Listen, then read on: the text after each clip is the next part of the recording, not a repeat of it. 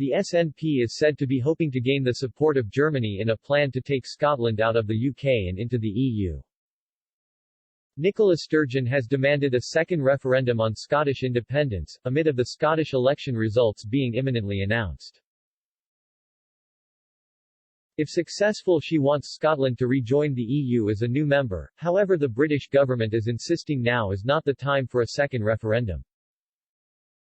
Instead, they are urging Ms. Sturgeon to focus on Scotland's coronavirus recovery. According to ITV journalist Paul Brand, the SNP hope to get German and Scandinavian support for another referendum.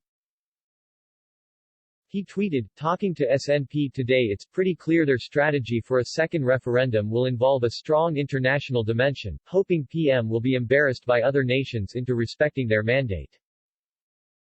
Expect to see SNP ministers flying to foreign capitals in coming months. Suspect major outreach will begin with Scandinavian countries, some of Scotland's closest friends both geographically and politically.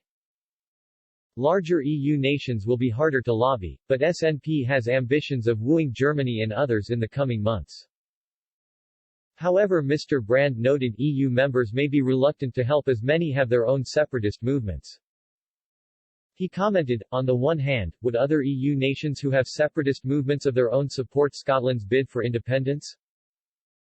On the other hand, would a Scotland wishing to rejoin the EU be seen as a major PR boon after the painful process of UK leaving? Spain is refusing to allow a referendum on Catalan independence and sent riot police to shut down an attempted poll in 2017. A number of Catalan leaders were arrested whilst its president was forced to flee the country.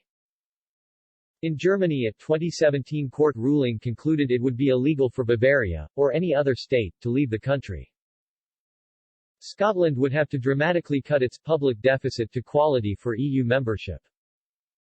Currently, the country has a public deficit of up to a quarter of GDP, 8 times over the EU maximum.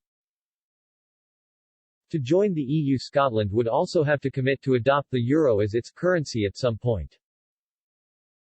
Scotland voted to remain part of the UK in 2014 by 55% of the vote to 45%. Ahead of the poll, senior SNP figures suggested it would be a once-in-a-generation decision.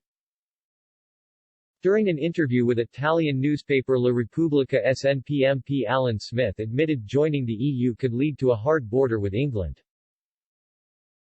He said, the border of Carlisle will be an external border of the European Union, customs union and single market.